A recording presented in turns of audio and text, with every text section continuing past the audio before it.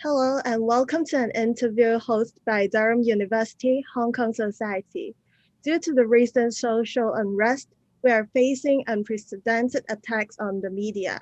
Hong Kong press freedom has dropped to a new low in the eyes of the public. One of the 5 journalists interviewed said they have come under pressure from seniors not to report or to reduce reporting about Hong Kong independence.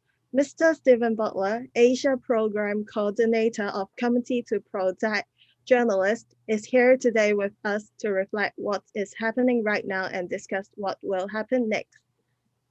The first 3 questions will be based on the report published by the CPJ in February 2020, titled One Country, One Censor, How China Undermines the Media Freedom in Hong Kong and Taiwan. The first question is, according to this report, the CPJ had sent a letter to Carrie Lam Cheng Yut Ngor, the Chief Executive of Hong Kong, calling the government to establish an independent agency to conduct investigations into police attacks on journalists. If this independent agency is really setting up, then who should be in this agency? How important or how influential is it to the whole media industry?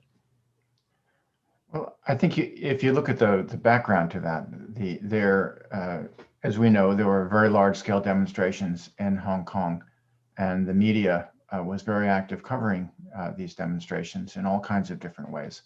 And during that period, the police made attacks on journalists, and we see many documented cases where it looks intentional, and that they were intentionally targeting the media, sometimes with pepper spray, with these rubber bullets, or with beatings. This obviously is not an acceptable way for the police to behave. So if it's to be investigated, it should be investigated. Who should join such a panel? I can't give you exact names, but it seems to me a panel needs to have 2 things. One, familiarity and expertise with Hong Kong, and also expertise on standards of police behavior. And there's another element that's required, and that is that whoever is on such a panel, or that such a panel should have the authority to actually collect evidence and force the police to turn over evidence. That's how it should work. There was actually a partly independent commission that was constituted and gave some recommendations to the government, which were not accepted, and the panel disbanded. They were highly critical of the police. So I can't say I'm very optimistic that this would come about, but I think this is how it should take place. And the next question is based on the same report. According to that report, it points out that the Chinese Communist Party used different methods to give pressure to our local media, causing the problem of self-censorship became more serious. Do you think there will be more pressure from China imposed on journalists and local media in Hong Kong in the future? How is your view on press freedom of the future in Hong Kong? It's very difficult to make predictions, and that's not something we do. We're an activist organization, and our goal is to shape the future by helping to create more press freedom. But I would say that since our report has come out, a number of things have happened to make press freedom more difficult in Hong Kong. The first is the national security law, and that's really the most important thing. We've spoken to journalists, since that time, and everyone now is extremely cautious. Some of this is healthy. Some of what they're doing to respond, is healthy. For example, trying to protect sources, trying to improve the balance and factual basis of their reports. But the fact is that everyone is frightened because under the law, the police have the right to seize electronic, devices and to search them, and there's really nothing that the media is able to do to prevent that. Now you've also seen the arrest of Jimmy Lai, who is the entrepreneur behind the Next Digital and the Apple Daily, which I think is a very clear signal that the government and the Communist Party are not going to tolerate highly critical, pro-democracy coverage. And everyone takes notice of that. We just saw a couple of days ago or yesterday, the mass arrest of 53 democracy proponents who were involved in the local election. Now, journalists were not arrested in connection with that, but we did see that there were 4 court orders delivered to independent news media requiring that they turn over documents. So presumably this is unpublished material. And this, so we see that if journalists are not able to keep information private, it really makes it almost impossible for them to do their work.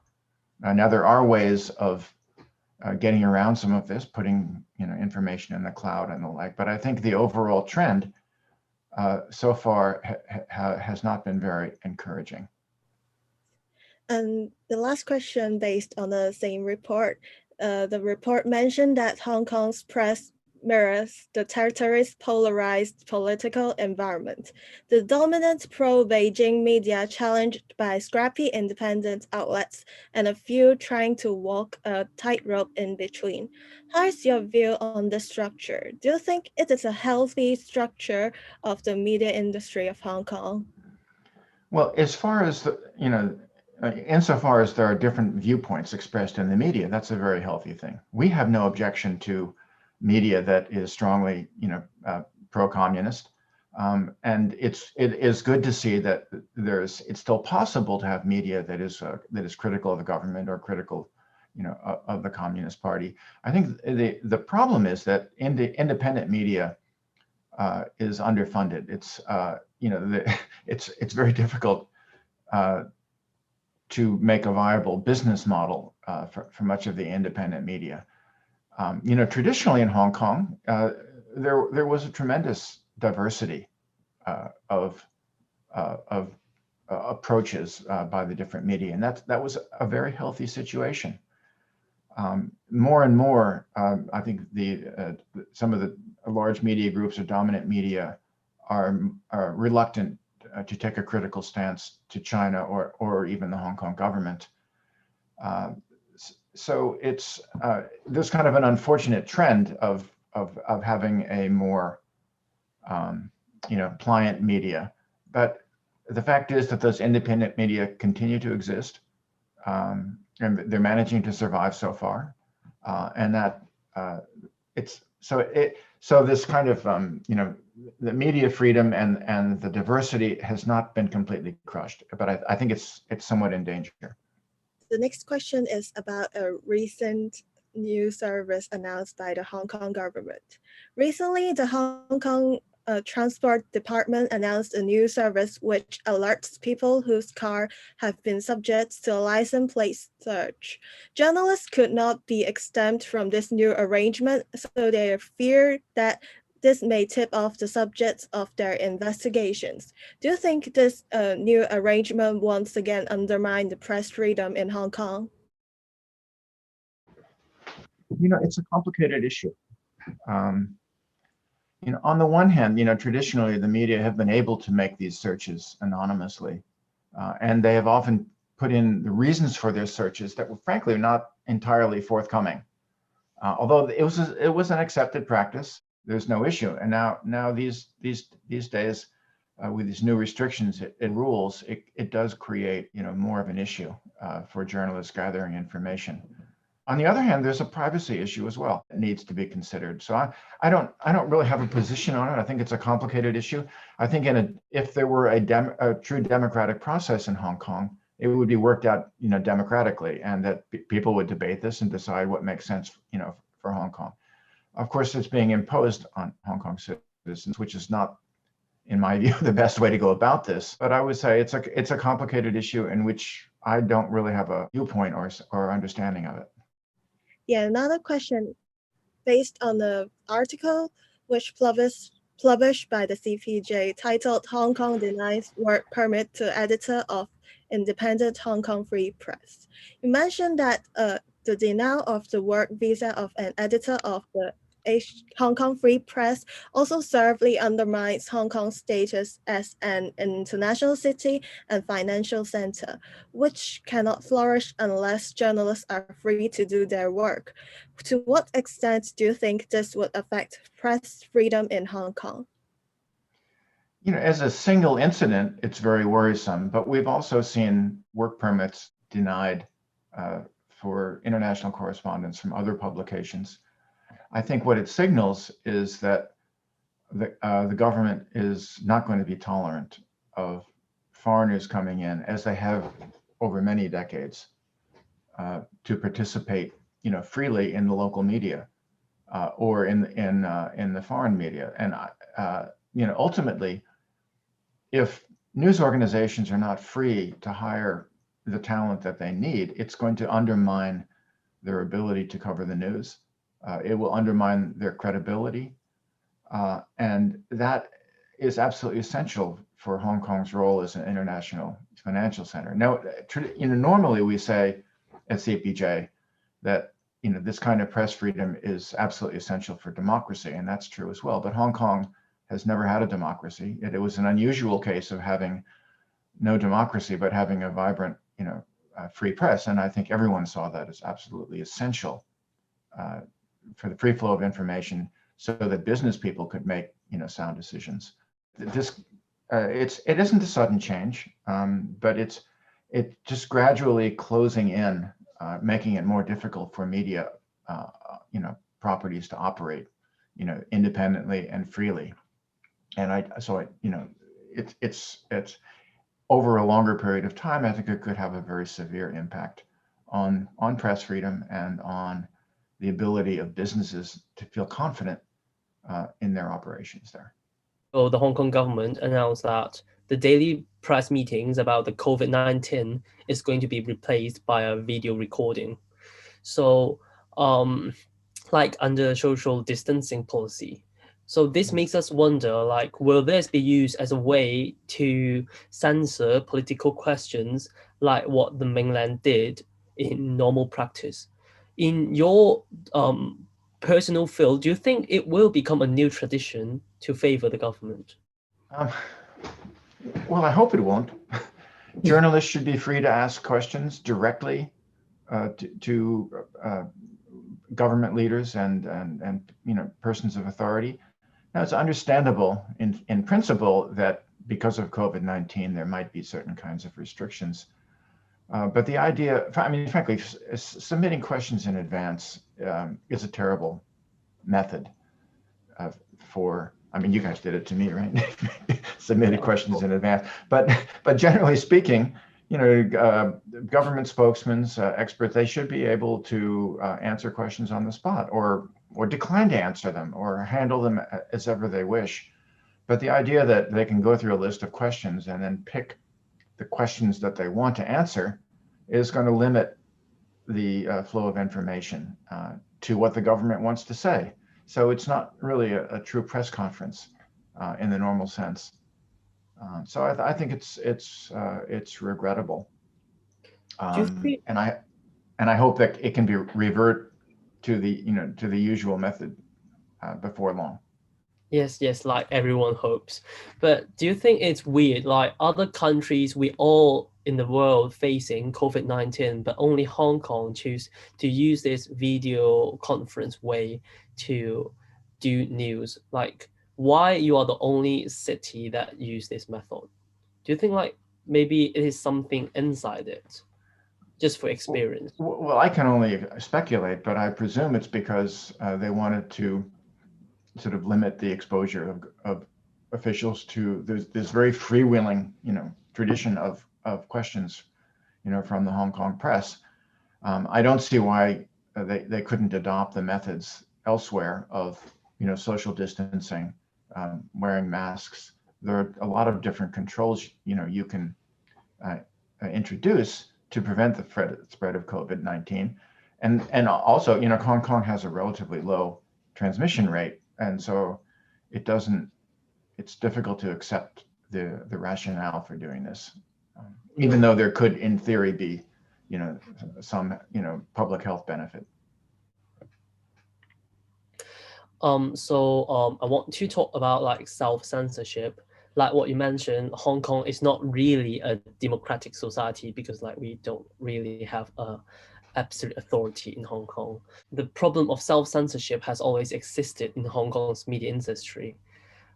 And after imposing the Hong Kong National Security Law, this turned the situation worse. Like many people, many journalists, many media companies, they think, do they need to self-censor themselves to like escape from being jailed, being sentenced? As a journalist, like what you think Hong Kong people can do to seize this situation, or like, is it possible for Hong Kong journalists to stay neutral under this pressure? Yeah, I think it's possible. I mean, journalists who I've spoken to after the imposition of the law, if you're a journalist, you can't stop being a journalist. For many people, there's kind of a compulsion to investigate, report, and make factual reports. I think which I mentioned earlier, there are two things that people are doing. One is taking extra measures to protect sources. You don't want to quote somebody saying something that is going to get them in trouble. But the second thing is to have very high standards of fact-based journalism. You investigate the facts, you verify them, you write in a balanced way, and then you presume that if you do all of that, there's some built-in protection. You avoid expressing political opinions, or avoid using too many adjectives, which is not very good idea anyway in journalism. But I think, and this is not something that's unique to Hong Kong, that in other countries, in other places where I speak to journalists, this is their method of dealing with an oppressive environment. Stick to the facts. Make sure you get it absolutely right. Avoid tilting the coverage. I think these are the best things that journalists can do to protect themselves for now. And we don't, so far, the use of the national security law against journalists has been somewhat limited to Jimmy Lai and these court orders. So, I mean, I think what many people expect is that Hong Kong will still be allowed to have a somewhat freer press compared to what takes place, in mainland China. And I think the way that can be assured is by journalists maintaining just very high journalistic standards. So do you think like this kind of changing will make the whole industry custom change in Hong Kong? Like they're not going to use the old ways to protect their source. Like the whole practice is going to be different. Do you think is this possible? Well, I'm not certain exactly what you mean by different, but I do think that journalists are taking extra measures to protect sources, and it leads to some difficulty because, frankly, anonymous sources engender quite a lot of distrust. But it is, I think, a fundamental duty of journalists to protect their sources. And I think what you will see is generally speaking, is a media industry that is much more tame. I mean, if you look at the steps taken against RTHK, for example, it really changes the whole character of the kind of broadcast that they can have. But there are still these independent news operations that have vowed not to change fundamentally what they do. They're going to be a bit more careful, but they're still going to they're not going to accept censorship or self-censorship. They're determined not to do that. That's not going to apply to everybody. It depends on the business model, and I think there's an expectation that the government may take steps to actually crush the Apple Daily. We'll see if that actually happens. But I think there are ways that journalists will try to carry on. Okay, thank you. So I have like two more questions, and they are not totally about Hong Kong. It's more about like the general feel.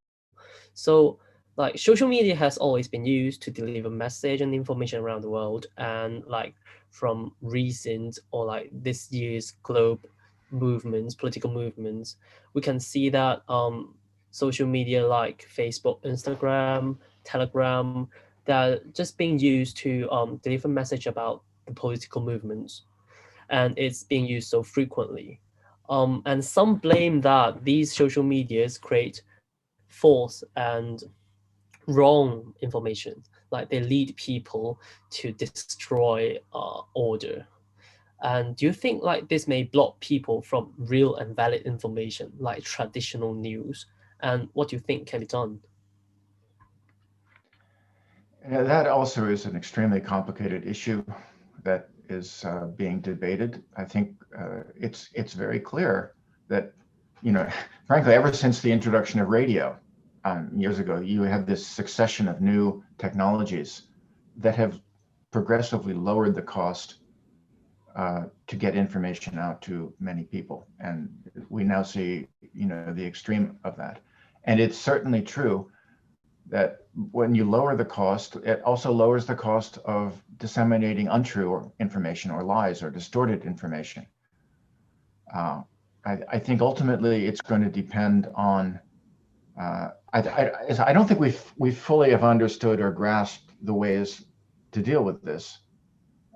You have Facebook and Twitter now, being more aggressive about trying to get rid of content that is distorted, or untrue. On the one hand, on the other hand, do we really want our lives controlled by private companies, like Facebook and Twitter, as far as what information we can get? So I think that at the end of the day, what is very important is for consumers of news to be educated, to have access to different sources, and to be critical, and to have the education and really the training to be able to spot news that is not correct. I mean, if you look at what is happening in Taiwan right now, they have government programs that they don't censor the news, but they try to combat disinformation with truth. And I think it's going to be a battle, and it creates a lot of uncertainties. But I don't think anyone has found a formula at this point that will entirely eliminate the dissemination of inaccurate information. And I think that the way to combat, the inaccurate information is with truth, and that journalists should, be very careful and transparent about how they get their information and why it is or isn't true. And it's unfortunate, journalists, even with the best of intention, make mistakes. And so I think it's even more important than usual, when they do make mistakes, that those are corrected openly and transparently in a way that consumers of news can appreciate. But I don't think, as I said, this is a very complicated debate. I don't feel comfortable having Twitter or Facebook decide what's true, but I'm even less confident that governments can do that, because governments will be tempted to abuse that authority for political purposes. So there isn't an easy answer to that question.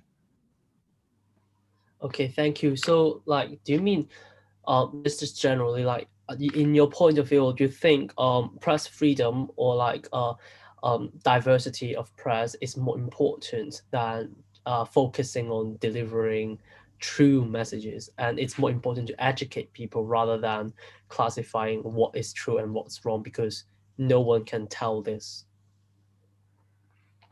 Well, I do think that if you look at what Twitter is doing, Twitter, I think, has been fairly cautious about labeling tweets as unreliable or disputed or untrue. I think they need to be cautious about that. And sometimes they get it wrong. We are sometimes involved. We get appeals from journalists or from publications to go to Twitter or to Facebook to say that there have been wrongly labeled or their accounts have been wrongly frozen, and we try to help in those cases. Yeah, but as I said, it's a struggle. It's definitely a struggle to figure out, the right path forward on these issues. Okay, so this is going to be my last question. So I want to ask, like, do you think freedom of speech, like press freedom, is under attack around the globe? Like, because according to many reports, we can see that there is a large population now, like in countries are rated as either closed or repressed or obstructed. And so many countries are downgraded, including the USA, which was once treated as like one of the great country with press freedom. And so it seems like freedom of speech become an enemy while we have so many tools to deliver messages and information. Do you think like this may become better, or it won't? Like it's just going to get worse after the pandemic? Well, I want to be hopeful that it will get better, and that's what my responsibility is, or the responsibility of the Committee to Protect Journalists, to be able to report the news honestly. And I think since the election of Donald Trump, the U.S. government, the leadership of the U.S. government, has not had a very favorable attitude toward the media or the press, and this is not the only reason why press freedom has declined worldwide, but many leaders around the world have looked at what Donald Trump has done in vilifying the media and calling the media the enemy of the people. And so, well, if he can do that, we can do it. And you see many sort of copycat governments, in Asia, Africa, and elsewhere, who have taken, that measure. I think the other thing that has happened is, China has been very successful at controlling its domestic media. I think at one point people assumed that the internet would make it impossible to have censorship on such a broad scale, but I think China has shown that the internet can be used for censorship, and so other countries are seeing that, and they're taking action. Vietnam is maybe one of the worst examples of that kind of copycat, control, but also in countries across South Asia, for example, and India, Pakistan, Bangladesh, Sri Lanka, Nepal. What you see are governments. They've introduced these cybersecurity laws or cyber libel laws in the Philippines as well, in which journalists, as well as others, are tremendously vulnerable to criminal liability for what they put on social media. You can print something in a newspaper and it won't get you in trouble, but when you put it online, sometimes that same thing, can get you in trouble. And they're finding the technologies that allow them, to move forward this. And so far, they haven't had a lot of pushback, from the U.S. government. There's been some, and certainly there's been some pushback from the EU and also the UK. What we are hopeful for is that under the Biden administration, press freedom will be recognized again as a fundamental component of democracy, and that this will be promoted throughout the world. And in fact, we've written papers, and we are proposing that the Biden administration appoint a special envoy for press freedom. It would be a position that would only be in existence for a couple of years, but that this person would really focus on press freedom as a fundamental human right and find ways of promoting this around the globe. So I don't want to predict it's going to succeed, but I certainly don't want to predict that it would fail. I think that these choices are made by people and by governments and by elected governments. And so we can only hope and work to achieve a future where there is greater protection for freedom of speech and for freedom of the press. Okay, thank you. So if Ella and Donald doesn't have any questions, then I think this will be the end of our interview. Okay, well, thank you very much. Enjoyed talking.